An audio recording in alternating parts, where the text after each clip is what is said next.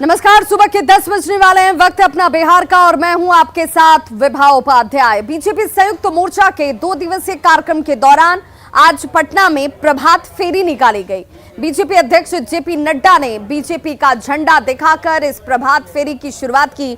तस्वीरें आपके TV screen पर इस प्रभात फेरी की, जिसमें जेपी नड्डा के साथ प्रदेश के उप मुख्यमंत्री तारकिशोर प्रसाद मौजूद आपको नजर आ रहे होंगे। महिलाओं की टोली नजर आ रही होगी। प्रदेश अध्यक्ष संजय जायसवाल की मौजूदगी भी इस दौरान थी। बीजेपी की प्रभात फेरी बुद्ध स्मृति पार्क से शुरू होकर ज्ञान भवन तक के लिए रवाना हुई। मौके से ज्यादा जानकारी दे रहे हैं हमारे सहयोगी अमित कुमार।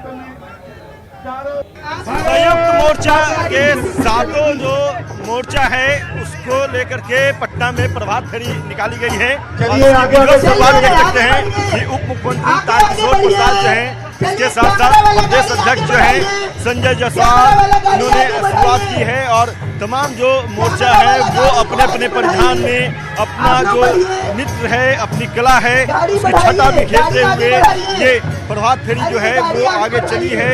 और ये बुद्ध स्मृति पार्क से ये प्रभात फेरी की शुरुआत हुई है जो जेपी गोलंबर तक जाएगी। और यहाँ पे खुद जो है उप मुख्यमंत्री तारकिशोर प्रसाद जो है, संजय प्रसाद जो है, वो इस मोर्चा को आगे बढ़ा रहे हैं। हरी झंडी उन्होंने दिखाया है और सभी मोर्चा जो है अलग अलग जो राज्यों से जो मोर्चे आए हुए हैं, चाहे किसान मोर्चा हो, उसके अलावा SC/ST मोर्चा हो, OBC मोर्चा हो या उसके अलावा महिला मोर्चा है। ये महिला मोर्चा की तस्वीर हो गए हैं। इस तरह से सीताराम जो है तस्वीर भी लगाई गई है और ये मोर्चा जो है विधिवत तौर पे निकाली गई है। क्योंकि पूरे देश के सभी मोर्चा के पदाधिकारी आए हैं, उन सबों की आज शोभा यात्रा निकल रही है। यह ज्ञान भवन तक जाएगी और इसमें बिहार के जो प्रदेश कार्य समिति के सदस्य हैं और राष्ट्रीय कार्य समिति के सदस्य हैं, दोनों एक साथ मिलकर के और बिहार में शोभा यात्रा। सर, सभी मोर्चा जो है वो अपने अपने परिधान में है। नहीं, देखिए, स्वाभाविक है, पूरे देश के अपने कार्यकर्ता जुटे हैं और अलग अलग प्रदेशों की अपनी अलग अलग खान पान, वेशभूषा और परंपराएं हैं। आज उसी की शोभा यात्रा है, लेकिन एक तो तय है कि पूरा राष्ट्र एक है और पूरा राष्ट्र भारत के यशस्वी प्रधानमंत्री श्री नरेंद्र मोदी के नेतृत्व में आज खड़ा है। यही भारत की सबसे बड़ी खूबी और सबसे बड़ी बात है। सबसे बड़ी खूबी और सबसे बड़ी बात है, तस्वीरों के माध्यम से भी आप देख सकते हैं कि किस तरह से तमाम जो मोर्चा है वो अपने अपने वेशभूषा परिधान में जो है वो नजर आ रही है। देखिए, ये किसान मोर्चा है। यहाँ पे मुजफ्फरपुर की जो चाची, किसान चाची के नाम से जानी जाती है, उनको जब पद्मश्री दिया गया था, देखिए ये तमाम किसान है।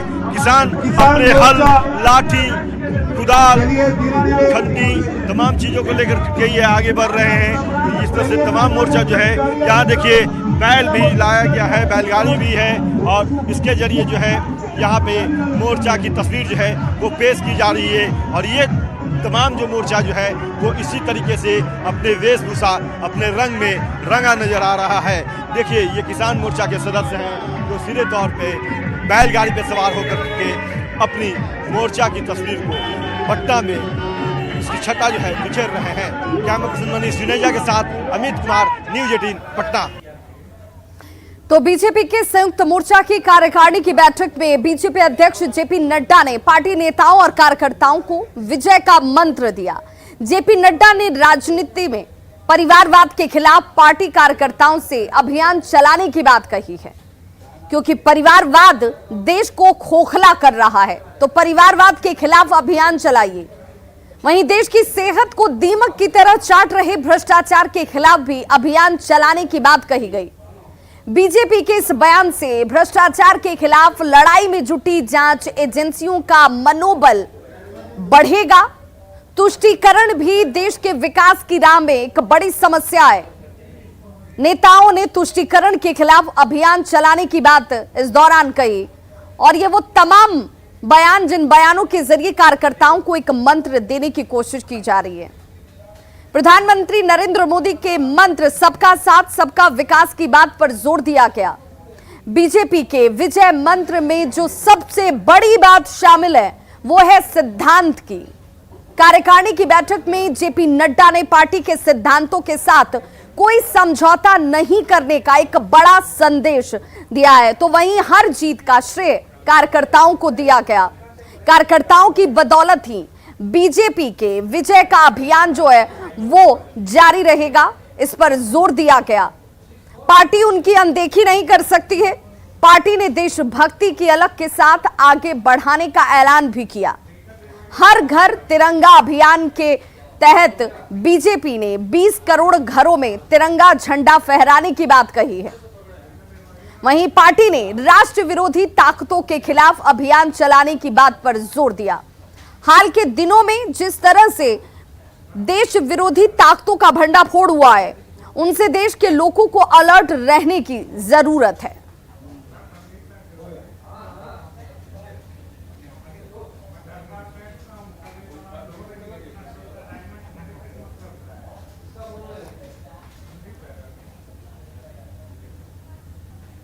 तो राष्ट्र विरोधी ताकतों से बचने की जरूरत है, भ्रष्टाचार के खिलाफ अभियान खड़े करने की जरूरत है, परिवारवाद से बचने की जरूरत है। और हमारे सहयोगी अमित हमारे साथ इस वक्त सीधे गुरुद्वारा से लाइव जुड़ गए हैं। अमित, आज के कार्यक्रमों की बात करें तो इस कार्यक्रम में पटना और पटना में मौजूद कोई भी गणमान्य अगर पहुंचते हैं तो गुरुद्वारा साहिब पहुंचना नहीं भूलते, यहां पर मत्था टेकना नहीं भूलते। और इसीलिए आज के इस कार्यक्रम में, जेपी नड्डा के इस कार्यक्रम में गुरुद्वारा भी एक अहम हिस्सा है। देखिए, बिल्कुल गुरुद्वारा थोड़ी देर में जेपी नड्डा पहुंचेंगे। पाटलिपुत्र जो सांसद हैं वो भी पहुंच चुके हैं यहाँ पे पटना साहिब के। बात करते हैं इनसे। रामकृपाल जी, जेपी नड्डा ने तमाम तरह की बातें कही, आज गुरुद्वारा भी आ रहे हैं, आप भी यहाँ पहुँचे हैं, लेकिन सबसे बड़ी महत्वपूर्ण बात उन्होंने जो कही है कि परिवारवाद से ऊपर उठना होगा, तभी राष्ट्र का आप सेवा कर सकते हैं, विकास हो सकता है। ठीक तो कहा उन्होंने। हिंदुस्तान के आज़ादी के बाद लंबे काल तक जो पारिवारिक पार्टी है वही देश पर राज किया, तो अपने परिवार से निकल ही नहीं सकता है। यह कई राज्यों में, बिहार में भी वही है, क्षेत्रीय पार्टी होने के बावजूद परिवार। तो ये नजरिया रहेगा तो कार्यकर्ता आगे कैसे बढ़ेगा, संगठन कैसे मजबूत होगा, लोगों का विश्वास कैसे जमेगा। और ये संयुक्त मोर्चा जो है, जो राष्ट्रीय कार्यकारिणी की बैठक हो रही है, जो चल रही है, ये कितना मजबूत करेगी बीजेपी को बिहार में और देश में?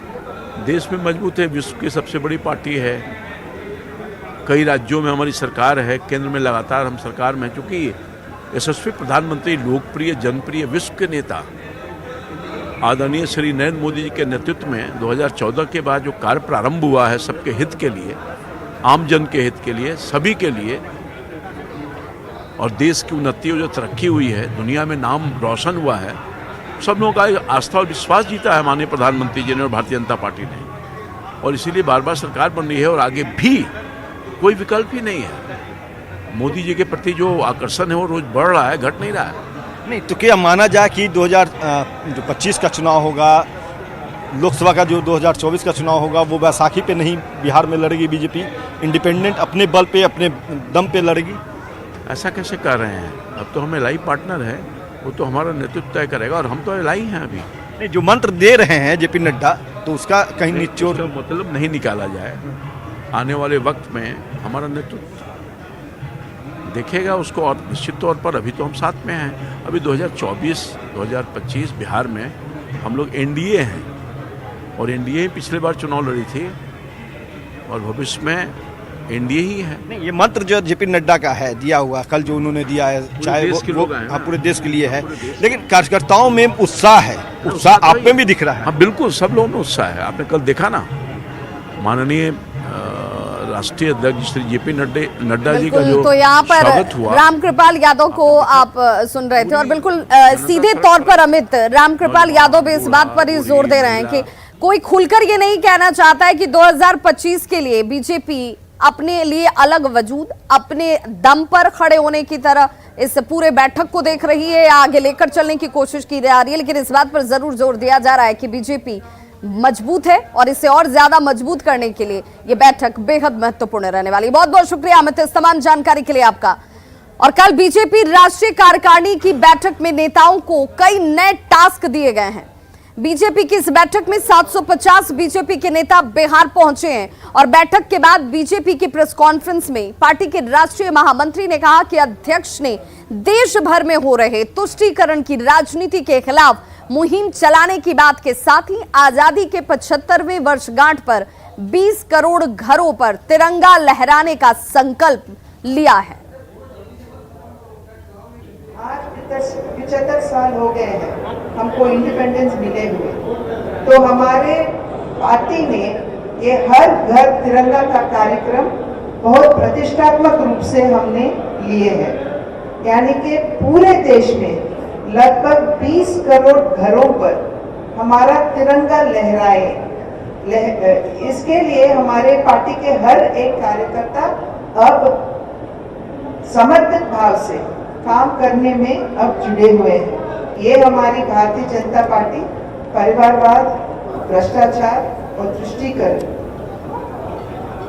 इससे तो संयुक्त किसान मोर्चा के राष्ट्रव्यापी चक्का जाम को लेकर बिहार पुलिस मुख्यालय ने अलर्ट जारी कर दिया है। यह अलर्ट सभी प्रभागों के एडीजी समेत पटना के एसएसपी और डीएम को जारी किए गए हैं। आईबी के अलर्ट के आधार पर सभी प्रभागों के एडीजी और पटना से एसएसपी और डीएम को एहतियाती कदम उठाने का निर्देश दिया गया है। आईबी के अलर्ट में यह कहा गया है कि संयुक्त किसान मोर्चा के राष्ट्रव्यापी चक्का जाम के दौरान राष्ट्र विरोधी तत्व गड़बड़ी और हिंसा फैलाने की कोशिश कर सकते हैं, जिससे कानून व्यवस्था की स्थिति खराब हो सकती है। लिहाजा किसी भी अप्रिय घटना से बचने के लिए एहतियाती उपाय किए जाएं।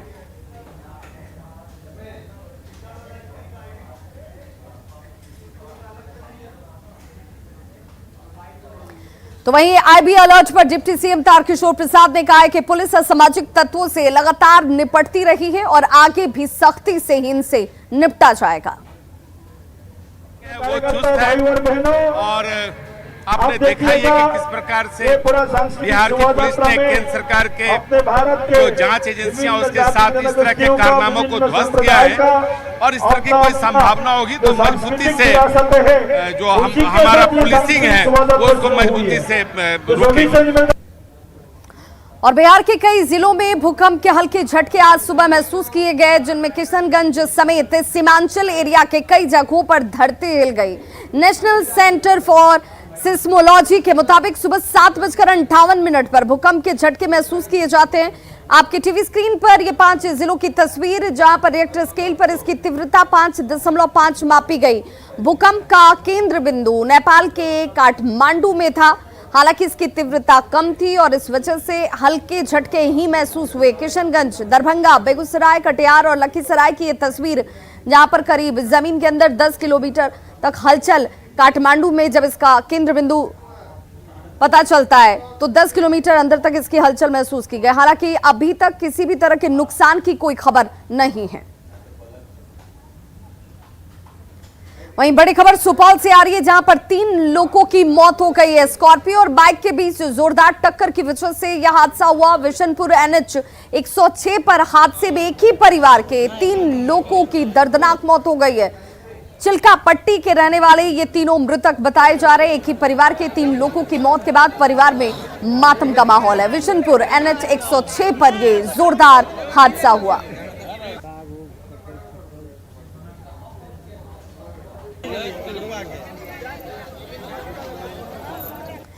घोटाले और गड़बड़ियों की वजह से अक्सर सुर्खियों में रहने वाला दरभंगा का ललित नारायण मिथिला विश्वविद्यालय यानी कि LNMU एक बार फिर से ऐसे ही एक कारनामे की वजह से सुर्खियों में आ गया है।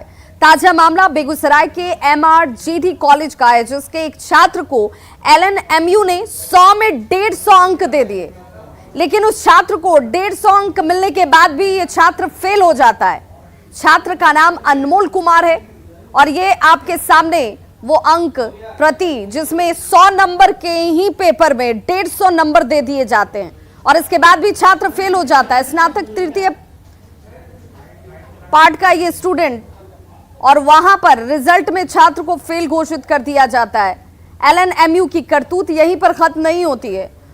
उसने MKS कॉलेज त्रिमुहाना चंदौना के छात्र सोनू कुमार को अकाउंटेंसी एंड फाइनेंस ऑनर्स में 0 मार्क्स देकर भी पास घोषित कर दिया। हद है। छात्रों का आरोप है कि विश्वविद्यालय छात्रों से अवैध उगाही करने के लिए इस तरह का काम जानबूझकर करता है।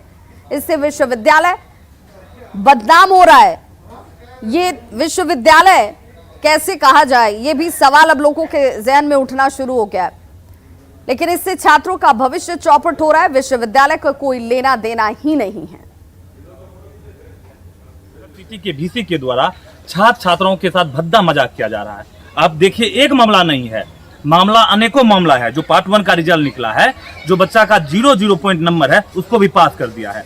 जो एग्जाम 100 का होता है उसे 150 नंबर दे दिया है। और ऐसा नहीं होना चाहिए। यूनिवर्सिटी को इसका बेहद ख्याल रखना चाहिए और हर स्टूडेंट का रिजल्ट अच्छे से देख के देना चाहिए। इस तरह से बहुत बड़ी दुर्भाग्यपूर्ण बात है। तो बहुत ही दुर्भाग्य की बात है हमारी मिथिला यूनिवर्सिटी की। ये सरासरी कहे तो बहुत ज़्यादा गलत है ये, और इस पे उनको ध्यान देना चाहिए कि बच्चों के मार्क्स पे और खास करके कॉपी अच्छे से जांच करनी चाहिए।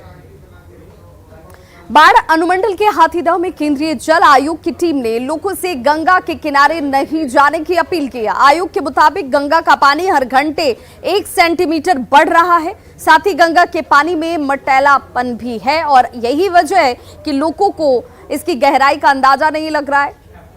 एहतियात बरतने की जरूरत है, ये अपील इस वक्त की जा रही है।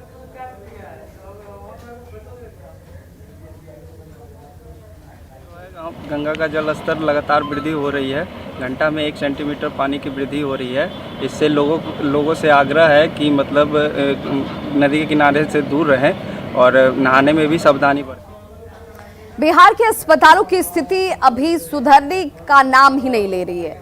ये हम ऐसा क्यों कह रहे हैं? भागलपुर मेडिकल में लावारिस मरीजों का इलाज नहीं किया जाता है और ये तस्वीर देखकर आपको ये अंदाजा भी लग जाएगा कि जिन मरीजों का कोई नहीं है उसे अस्पताल प्रशासन देखना तक मुनासिब नहीं समझता है। लावारिस मरीज खुले बरामदे में लेटे रहते हैं। किसी के तन पर थोड़ा कपड़ा है तो किसी के तन पर वो भी नसीब नहीं है। अस्पताल के अधीक्षक का ये कहना है कि लावारिस लोगों के लिए अस्पताल में कोई रूम नहीं है।